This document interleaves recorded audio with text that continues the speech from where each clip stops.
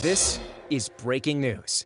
Happening right now, Mayor Adams and Governor Hochul are making a joint announcement regarding the mental health crisis on the subway system. Let's go. Of subway safety and how we want to provide better care for our fellow New Yorkers who are unhoused. Let me kick it off by introducing our mayor, Eric Adams.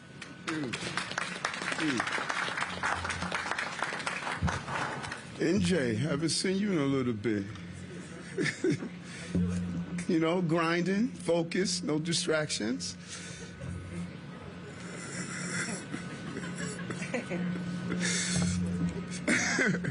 Thank you so much.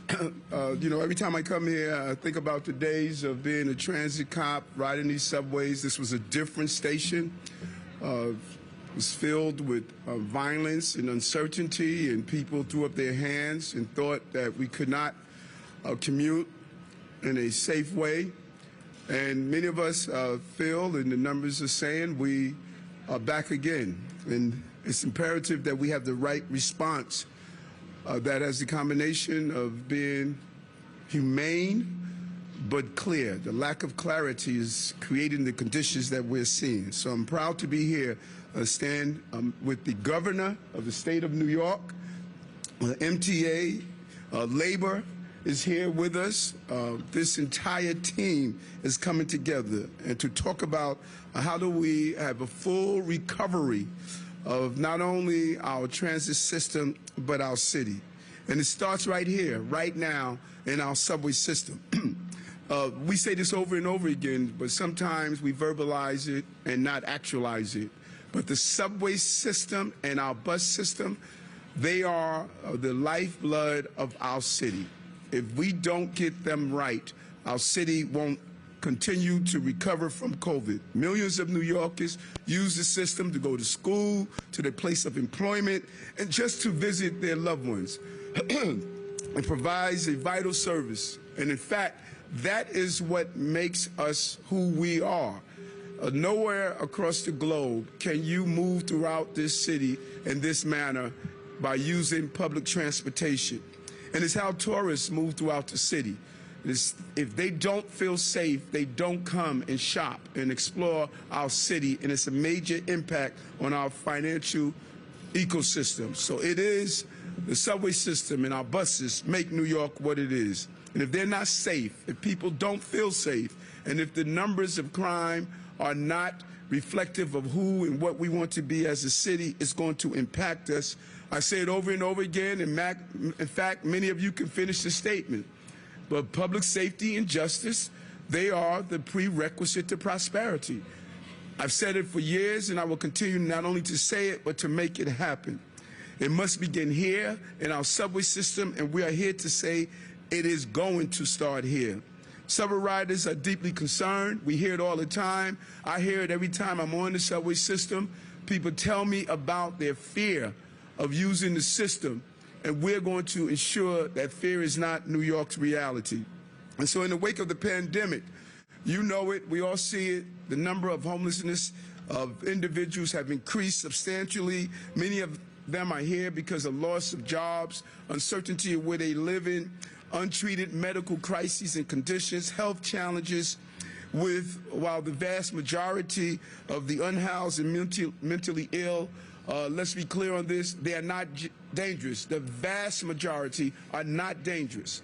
But we have to be honest about the numbers of individuals who are dealing with mental health crises. They are dangerous to themselves and dangerous to New Yorkers. Just yesterday, on the L train, a train I rode as a police officer in transit cop, we had a stabbing on that train, and it just sends shockwaves throughout the system. And so too many passengers, first day of coming to Borough Hall, to City Hall, riding the train, seeing homelessness, seeing fights, seeing just a disruption. Who wants to start their day that way? Of that level of despair that's right in front of them as they enter a system just to get to their place of destination. And you have my word as the mayor, protecting New Yorkers is my top priority.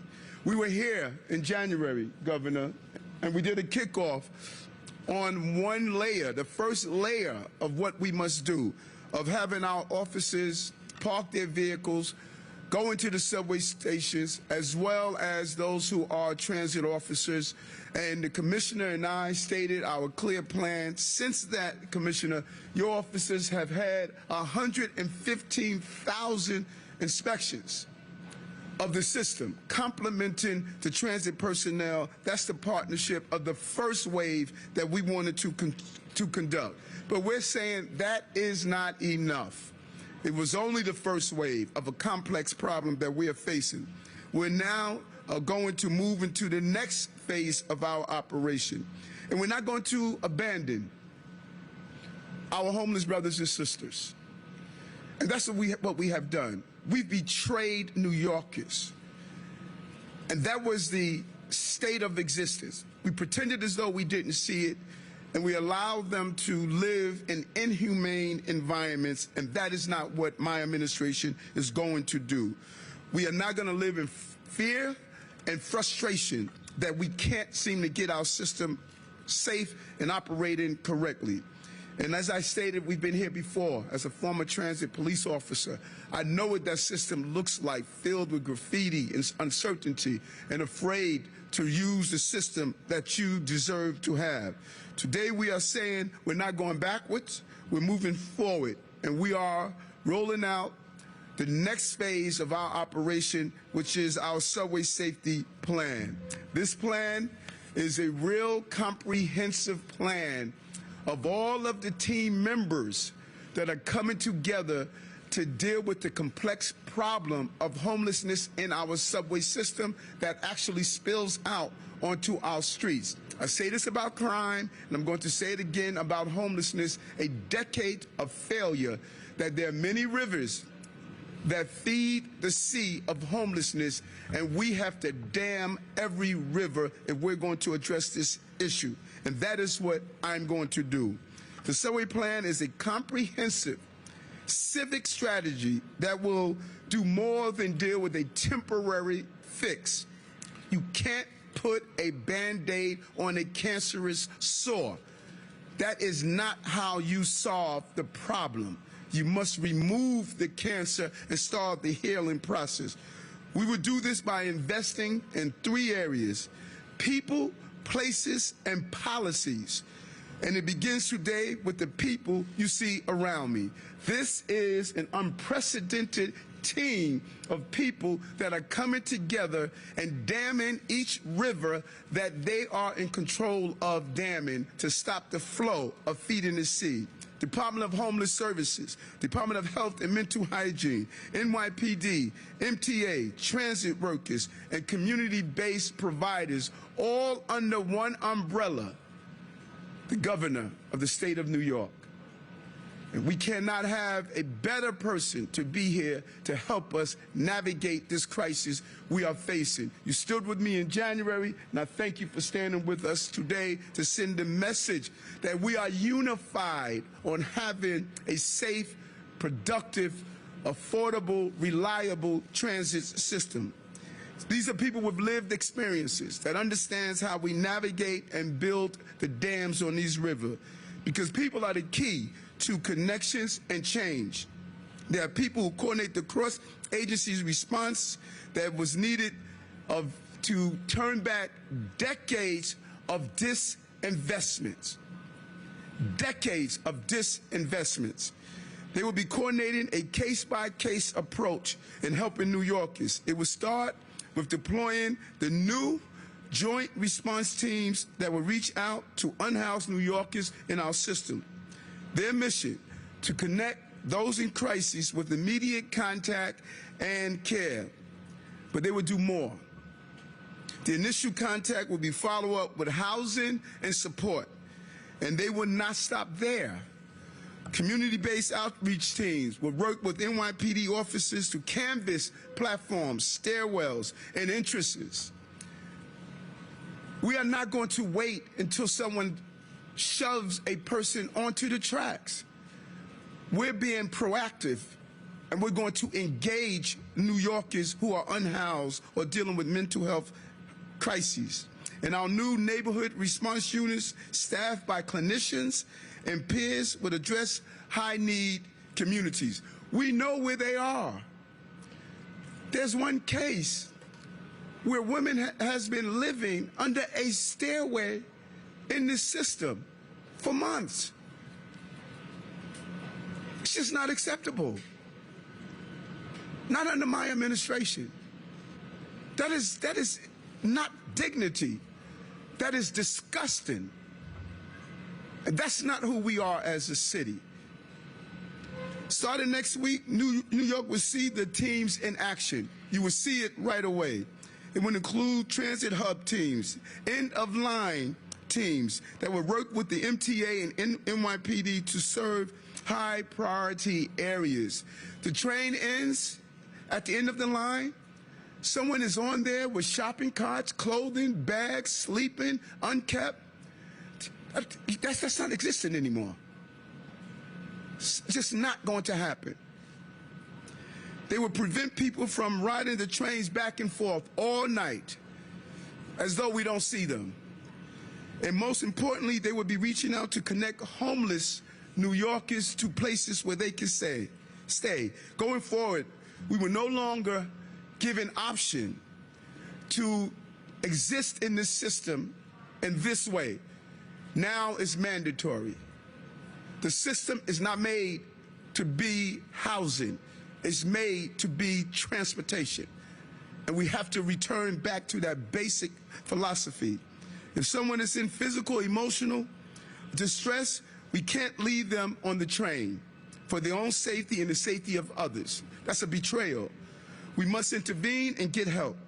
In addition to these teams, New Yorkers will see an increased presence of NYPD in trains and on stations to ensure that we are keeping the quality of life that we expect. Officers will enforce key elements of the MTA and New York City Transit Authority rules. There are rules. I mean, there are rules to ride in this system. Andy Byford, the former head of the system, when he came here and did a tour, he says, y'all let people sleep on your trains? You let people live on your train? I mean, what is that about? We got so used to being dysfunctional that it became the normality. Well, I'm not a dysfunctional mayor, and I don't pretend that a problem doesn't exist. We identify, we fix problems, we get stuff done. That's what my administration is going to be about. We enforce these elements in these rules. No more smoking, no more doing drugs, no more sleeping, no more doing barbecues on the subway system, no more just doing whatever you want. No, those days are over. Swipe your Metro card, ride the system, get off at your destination. That's what this administration is saying. We're going to protect our transit riders and protect those who are in need of care. And what I want to make clear, so we don't hear later, this is not about arresting people. This is about arresting a problem. We're not going to be heavy-handed. We're not saying if you break a minor infraction that we're going to put handcuffs on you. We're going to correct the conditions. That's what we're going to do in this plan. And the next part of the plan, making sure we have places for people to live, heal, and be cared for. We will work with our federal and state partners to increase the supply of supportive housing, inpatient treatment beds, and safe havens. I want to thank the governor again for, as we start to repurpose some of the psychiatric beds that were closed due to COVID, we're looking to repurpose those beds and allow people to have the treatment that they deserve. And we need to streamline the bureaucratic, difficult process that we start from the position of what we can't do instead of starting from a position of what we can do. This culture of can't is sickening. Let's start for what we can do and not what we can't do. And finally, we must reform our policies that have allowed this crisis to exist. Kendra's law, let's start using it. Let's start looking at how do we modify it to do a better job for those who are dangerous to themselves and others, and get the help from federal and state funding for these additional hospital beds, and changing our housing laws that we don't continue to traumatize people who need assistance. We have your data. Let's make the process more streamlined. And as I said when discussing gun violence, it's about intervention and prevention, and that is our goal. That is what we're going to do. So today, we're going to start at getting at the root of the crises and giving people the help that they need. Going forward, my administration will be working in close partnership with the state and federal government and all of the agencies coming together to prevent homelessness in a real way. We must examine the systemic challenges that is causing people to live on the street. No one wants to live on the streets. No one wants to live under a staircase, on a grate, in a tunnel. No one wants to live in an inhumane fashion that we have betrayed them and called them to live in. We're going to reform this system from top to bottom and ensure all people have the dignity that they deserve and have the housing and healing that they need. And that is why we put this team together in the first place. So no more temporary solutions. We're going to the root and help people get the second chances so they can live a prosperous life. So we cannot have our hearts broken every morning when we see this despair and uncertainty. We cannot allow our riders to feel as though the system cannot be productive. This is one of the most challenging parts of this city, and you all know it. And I guarantee today, someone is going to say, are you going to fix this in a week? I guarantee it's going to be automatic. This is decades of betrayal, decades. And so things that happen in decades, we can't wait decades to fix. But it's not going to be fixed on Monday morning. It's going to be fixed with coordination, consistency, commitment, and dedication to resolving this issue. And that's why this team is here to do so. We can help our brothers and sisters who are in despair by just acting as though we care. And I care. This team care that we've assembled together. We're going to make sure those who are lost are finally found and receive the support that they deserve. We're going to keep our transit system safe, clean, affordable, and reliable. And that is why we put this team together. And I cannot say enough about the governor, who has been consistent in her conversations with me on how do we turn the corner on this transit system that is vital to the city and vital to the state of New York. And therefore, it gives me great pleasure in introducing the governor of the state of New York, Kathy Hochul. Thank you, Mayor. Thank you. Thank you for your powerful words of commitment to address a problem that has been long time simmering. And I have one message for New Yorkers. We can and we will do better. And it is because we have not had the collaboration, the partnership, the willingness to roll up our sleeves and work together as a city and a state for far too long. And as we said when we gathered here on January 6th, that era is over. And this era of working together is what will take us to a level that New Yorkers have not seen before. Unprecedented cooperation that will lead to real results. And this may seem like a problem, which is too tough to tackle. But I do believe, as the mayor does, we have assembled the best and the brightest, the most committed public servants to come to solve this. We will accomplish what New Yorkers deserve, and that is a safe ride on our subway system, at the same time recognizing the very real humanitarian crisis that has been unfolding before our eyes for far too long. Individuals who deserve better as well. So I want to thank Mayor Adams for his willingness to work so closely together. Our commissioner of the NYPD, she's doing an incredible job, Commissioner Sewell. Jan Lieber, who has been bringing us ideas on how to make the MTA more welcoming, more inviting, make people want to be here.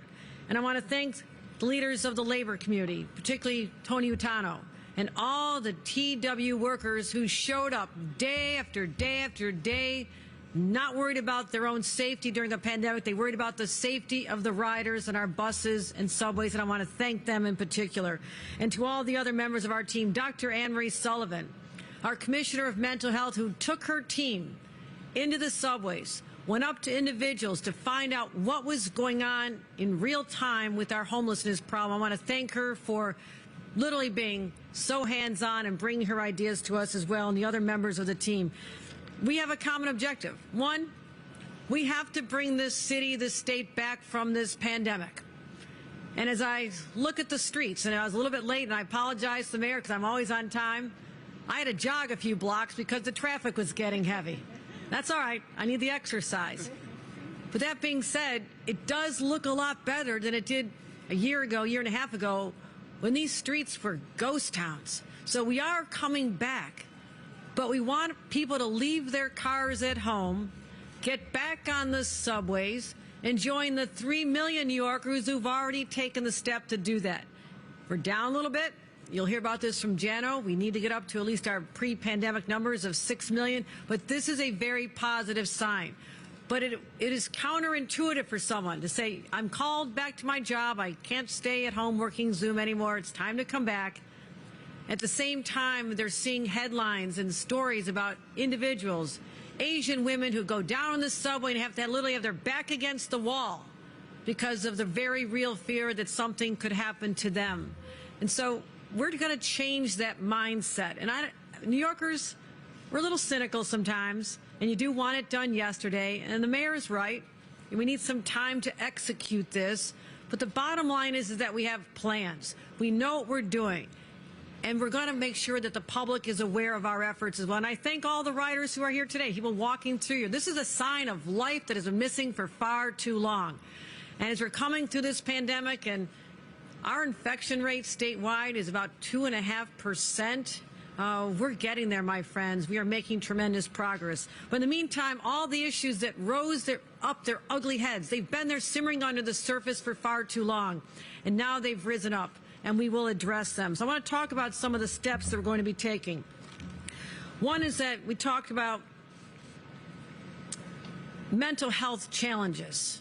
And what I want to talk about is how we're going to address the regulations that the Office of Mental Health, and Dr. Sullivan will talk about this in her regulations. But we need to talk about what's involved in removal and involuntary commitment for the highest need individuals, individuals who truly have demonstrated that they're not capable of taking care of themselves. That's a cry for help. That is a cry for help. And so people who are suffering from the extreme symptoms can be a danger to themselves and a danger to others. We need to issue regulations that'll give those who witness this behavior, those who are in the subways, the law enforcement, other individuals, our teams that we talked about bringing together, the experts, give them more authority to take some steps to get people out of those circumstances and into a place so they can begin the healing. And this is long overdue. We see New Yorkers clearly suffering in plain sight, and people have long thought that the rules and regulations require them to be just left there and ignored. That's not how we treat God's children. We have to give them hope, give them treatment, recognize they're there because they need help. And that's exactly what we're going to do. So we're issuing new regulations, identifying what we can do to help people get to the helps they need before something happens to them or an innocent bystander. Also, we talk about why aren't there more beds available? If someone does need psychiatric care, where are the beds? Well, during this pandemic, for many reasons, flex and surge and lack of reimbursement that's satisfactory to the hospitals because they need more money to cover their expenses, we have about 1,000 beds that should be fully functioning, 600 in New York City alone. So what we're going to do, we've agreed to an increase in the Medicaid reimbursement. The state share would be a 10% increase, and the federal government, we're asking to match that. So it'll be a 20% increase in how our hospitals are reimbursed when it comes to providing psychiatric beds. And when we overcome that barrier, the gap between psychiatric and non-psychiatric beds, and make it closer, that creates the right incentive to say, yes, let's get them filled with the people who need the most help.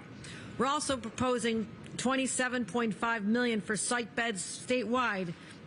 As I mentioned, an increase of what we have right now. Also, supportive housing beds, another $12 million for 500 supportive housing beds. And also, here's the challenge. You can have all the beds you want, but if they're not staffed by professionals, it serves no purpose. And we have a shortage of healthcare workers. That's why in our budget, just announced a few weeks ago, we announced a $10 billion plan to shore up our healthcare workforce and support our hospitals. But within that, when you peel back, who takes care of these people who have the greatest psychiatric mental health needs? We have a severe shortage of psychiatrists and psychiatric nurses. So we're putting nearly $10 million on the table for recruitment and retention, and even helping them pay off their student loans, and saying, come from other states, come from elsewhere, go to this profession because your fellow New Yorkers need you. So that's an area we're going to be announcing up to $150,000 in loan forgiveness for these individuals. Also, our safe option support teams, our SOS teams. Yes, we want to have at least 20. There's about 8 to 10 on each team. We have RFPs out. There's a process we have to follow. But in the meantime, we've had volunteers from all kinds of state agencies who have stepped up, embedded with our New York City partners to be literally in the subways addressing them. We expect to have that taken care of shortly. So basically, we know it's a big problem. But shame on us at this moment in time if we don't turn over every single stone, find every possible way to deal with this, whether it's making sure that people feel safe, that the laws are being enforced, critically important. Even codes of conduct, you'll hear from Jano about this. Yes, there are rules that just have been ignored for far too long. But also public safety, getting the guns off the streets, another one of our priorities of working together toward that objective, and dealing with the homelessness crisis.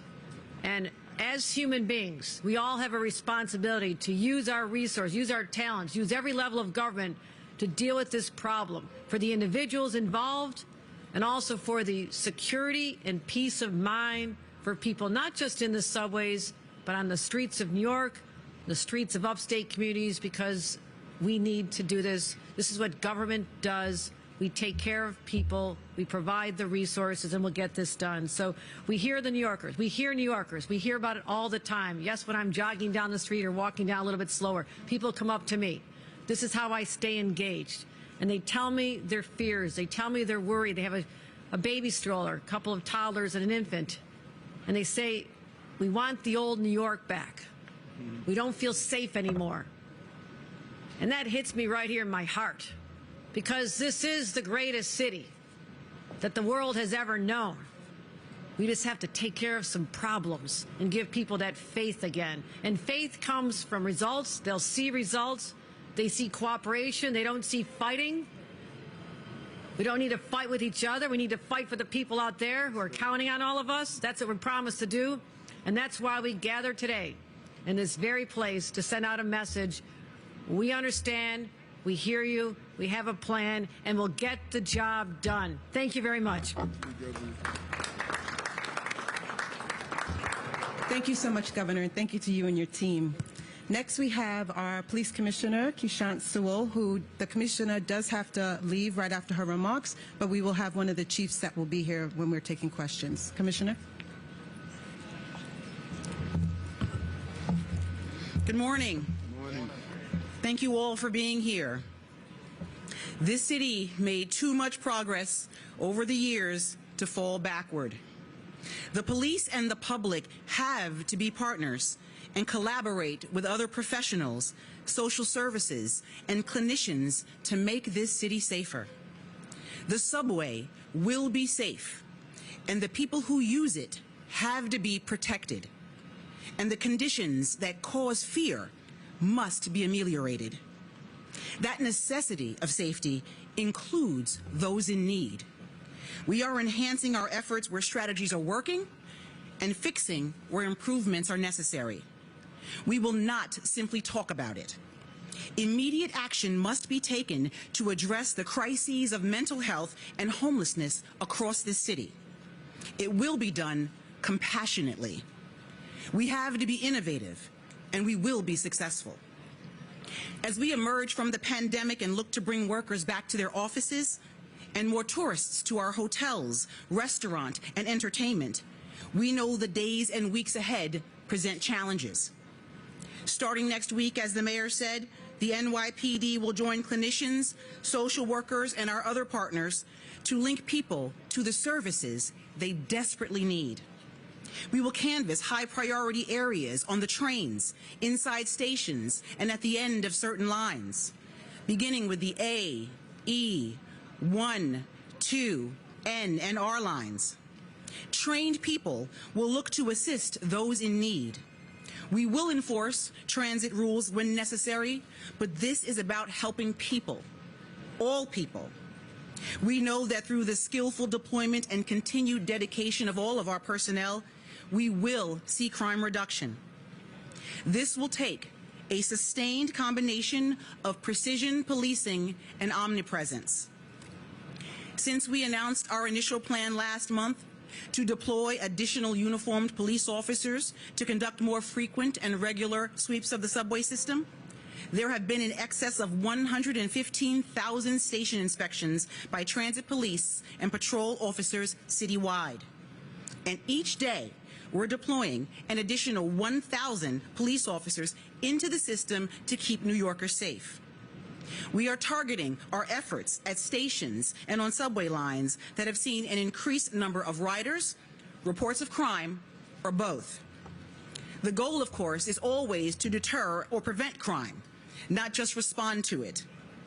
The additional inspections, coupled with the regular efforts of the thousands of transit officers already assigned full-time, are creating a blanket of public safety that New Yorkers at all hours of the day and night can see and feel as they make their way to and from work, home, and school. These new efforts we're announcing today to address those experiencing homelessness or mental illness will further enhance the effective ways we help all of our communities. We owe this to New Yorkers on the streets and in the subways. The subways must and will be safe. This plan is accomplishing that. Thank you. Thank you, Commissioner Sewell. I'd now like to invite to the podium the chairman of the MTA, Jana Lieber. Thank you, Deputy Mayor. Thank you, Governor Hochul. Thank you. Thank you, Mayor Adams. Thank you all for your commitment to delivering a safe environment for our riders and to restoring order in the transit system, those twin goals. The measures announced today are important, they're necessary, and they will address the issues that we're all seeing underground. The NYPD is an amazing partner for us. They handle the policing of the entire subway system. And now, with the city's promise, the mayor's promise to step up enforcement of that MTA code of conduct, and I want to thank the mayor for pointing out that we actually have a flyer and it summarizes it really succinctly. But that enforcement commitment is a game changer. Making sure that we have a safe system is key to winning riders back. As important as the commitment that the governor made possible to keep fares flat, not to raise the fare this year, because we know the New Yorkers don't need an increase in costs as they're trying to find their way back to normal life and normal commuting. The subway rule violations cannot be ignored. That means, as the mayor pointed out so well, no more open drug use, no more smoking, no more oversized shopping carts, and no more sprawling out across the platform. People who are abusive to our staff, to the heroic transit workers, or to riders who are yelling and ranting, we want them to get help. We know that they must be helped, but they can't stay in the subway system. We're coming back fast from COVID, as the governor pointed out.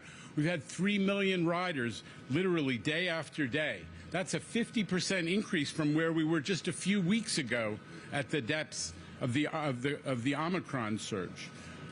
We want to keep up that momentum. It's critical not only to the financial health of the MTA, but as the governor has made clear, it's key to the larger economic recovery of the city and the state.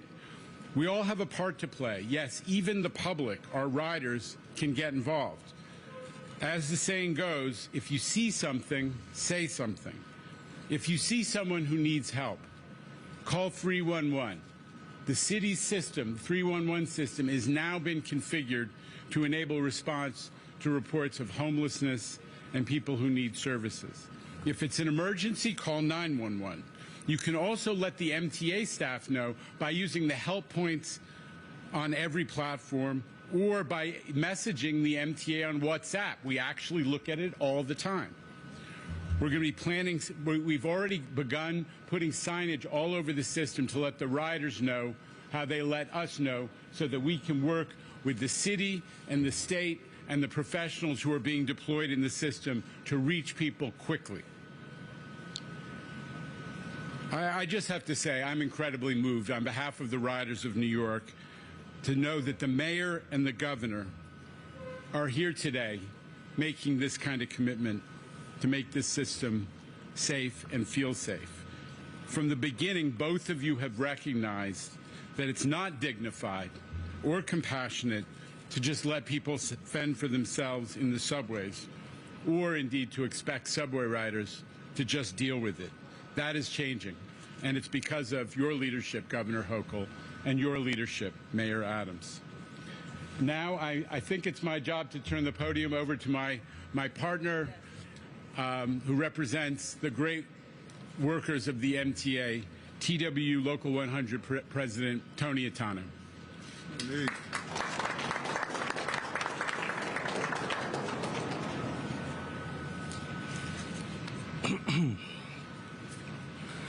I don't have a loose leaf. I only have one page.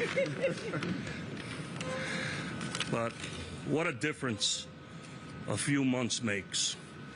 We have a new governor, a new mayor who really care about taking care of this problem that we in the Transport Workers Union Local 100 have been talking about for years and couldn't get any action. And now we have some action. And I want to thank Mayor Adams and Governor Hochul for recognizing that subway riders and workers do not feel safe enough riding the system and working in the system. I want to thank the mayor and the governor also for recognizing that the full weight of government is needed to improve the situation. They're not burying their heads in the sand or pretending everything is wonderful. And it's very good to know that you have people that really are looking at this problem, not just doing something to, sugarcoat it. We're really going to take care of this. And I got my sleeves rolled up and I'm ready to go because my members have been crying for this for a long time. We appreciate the mayor for putting this plan together and for listening to my members and riders who come in and out of the subway. But it's our office. We spend 8 and 10 hours shifts, sometimes more down here. So when we urged the city to put more police officers into the system last year, we knew that that was only the first step, but not the only step. This plan is another major step forward towards improving subway environment and helping those who need help. And these shopping carts, these are a big issue. I had a member, the train went on fire about a year ago, and he rode that train into the subway, into the station, and he made sure those passengers were out of the train and the conductor, and then he got overcome by smoke and he died. And he left a little baby that every year when we have our widows and orphans, I see that baby grow, but not without a father. So this is very important to TWU. This is very important to the public. We need this system to operate safely, and I'm glad that we now have a mayor and a governor that's listening and doing the right thing. Thank you. Thank you. Thank you, Tony. It's people like you that makes me proud to be a New Yorker, and we are so grateful for all that you have done for us. Next, I'd like to bring to the podium our incoming Health Commissioner, Dr. Ashwin Bason.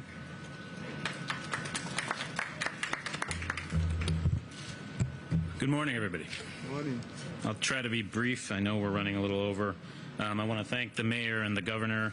I also want to thank Deputy Mayor Williams Isom, without whom this plan and the commitment and the people you see here really wouldn't have been able to be brought together. So thank you for your leadership. The relationship between public health and City Hall is as strong as it's been in a long time. I want to thank leaders from across city government, partners in labor, and colleagues from the state who've come together in a spirit of partnership and collaboration to solve a set of issues that really have never had an all-hands-on-deck approach. We have thankfully arrived at that moment now. This administration is indeed a public health administration. When the mayor talks about prevention and intervention, when the mayor talks about going upstream to dam the rivers that feed crises, that is the essence of public health. It's about the problems that get stemmed and solved before you see them. This is a very visible and complex problem that has a number of upstream roots that this plan is the first step in addressing. To interrupt the seemingly unending crises of hospitalization, isolation, and for far too many even incarceration for unhoused people with severe mental illness and substance use issues, we must address the root causes of our broken mental health systems and housing systems that have failed them for far too long. This is the start of a long-term process. We're putting a stake in the ground for the future, to turn the page, to take a fresh look at one of the most complex and challenging health and social problems that we face as a city and a nation. But remember, this is not just about solving a quote-unquote problem. This is about proactively reaching out to support our brothers, our sisters, our friends, and our neighbors, our fellow New Yorkers, members of my family. I have had and have lost loved ones to the effects of severe mental illness and substance use issues, and this work is deeply personal and meaningful to me. And I'm sure many, if not all of you, know someone struggling with unmet mental health needs, sometimes severe and disabling, that risks descent into crisis, but for care, support, and connection. We must elevate the humanity of those experiencing mental illness by meeting them where they are, with the services they need to address the challenges they face at the time that they need it. And by focusing on the 3 Ps, as the mayor has laid out, people, places, and policies, we're going to push our mental health care and support system forward. First, the most immediate step we will take is investing in more outreach. The city's interagency collaborative teams, including partnerships with the Health Department, the Department of Homeless Services, the MTA, the NYPD, and community-based organizations will increase contact and access points for people experiencing homelessness and severe mental illness, particularly in the subway system. We'll be expanding innovative new programs like our Be Heard 911 behavioral health crisis response system and our health and hospitals show vans, street health and outreach and wellness vans that have been so successful during the pandemic at engaging unhoused New Yorkers into immediate care. But what happens when someone gets engaged in care and has made those initial connections? What happens next? It only works if it's backed up by stable health and social infrastructure. That's why increasing access to psychiatric beds and staffing, creating new drop-off centers. It's crucial to create the places, the immediate destinations, as people transition out of the subway and into safer and more dignified surroundings. These places are needed to keep people connected, to break debilitating social and economic isolation that takes too many lives too soon for people living with chronic untreated mental illness. And I know, maybe too few people know in the city, what it looks like when people with chronic mental illness are doing well. I've run an organization for the last several years called Fountain House, a national rehabilitation program founded here in New York City over 70 years ago, founded to serve exactly this population. I've seen firsthand the power of connection and community combined with health care and stable housing at transforming lives, not only reducing negative outcomes like hospitalization, incarceration, and homelessness, but positive outcomes like employment and educational opportunities. Better days are actually ahead, indeed possible, for people living with severe mental illness, and it's time we started the process of investing in this. Finally, no one's an island. Our experiences are shaped by the systemic inequities and the larger policies that create and perpetuate them. That's why New York City will continue to revisit its own laws regarding care and support for unhoused people facing mental health and substance use challenges. But we can't do this alone. We did not get here overnight. We will not get out of this overnight, which is why it's so heartening to see our partners from the state here today to address this most pressing of humanitarian and public health crises. Starting with this plan today, I believe that we can build a stronger mental health system for the New Yorkers who need it the most. Thank you. They're telling me to hurry up, but we have one last very important voice, someone with a unique perspective whose voice needs to be included in this conversation, and then we will take questions. I'd like to invite to the podium Shams Dabarin. Yeah.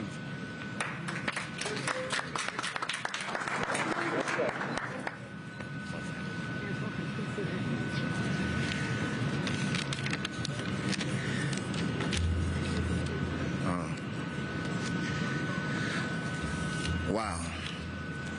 First of all, let me just say that I appreciate being here and having a voice.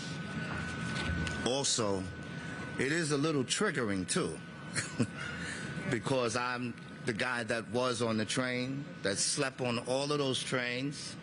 I'm the guy that deals with mental illness, that had a serious drinking problem.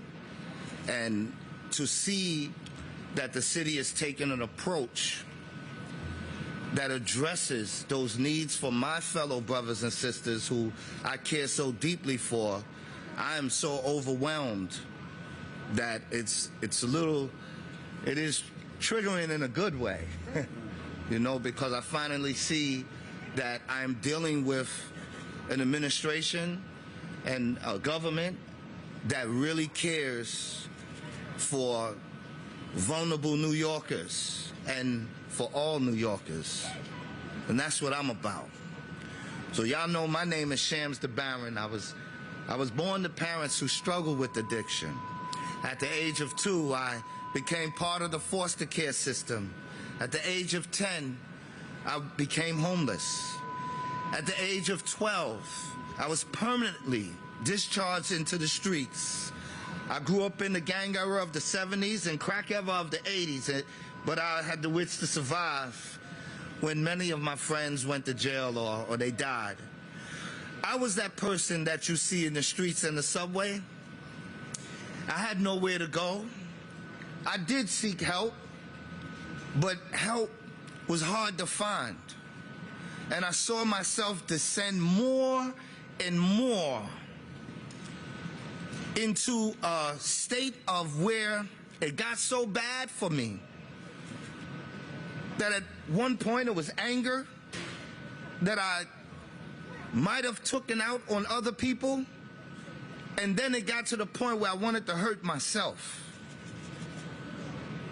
And I was in the subway looking at those trains and saying to myself, I can't take it no more. I went to We Care, didn't get no help. They said my fingernails look clean. I'm ready to work. I said, wait, I'm ready to commit suicide. And so today I'm seeing we're not going to have that no more. We're going to fix those things so that people are able to get the help that they need. Because I don't like seeing my people in them subways like that. A subway ain't a home. I'm not fighting for that. I don't like to see them in the streets. That ain't no home. I'm not fighting for that. I'm fighting to get them housed. So I'm here today as an advocate and an ally. I'm with you. I'm here to say that something it has to be done, and I see it's gonna be done for our homeless brothers and sisters that are in the subways. So let's be clear. I support Mayor Adams and Governor Hochul. This plan is a great start. Now it's all about getting the work done and getting it done together. We have to be one with this. And here's my mayor, our mayor, Mayor Adams. Thank you, brother. Thank you, man. Appreciate you, man.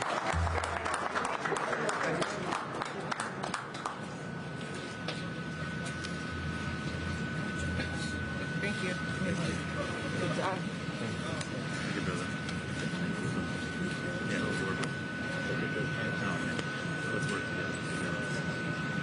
It's so funny because I noticed it too. Like she's just a little girl and she's here and she's cleaning her clothes, and it's like she did such a good job of being quiet.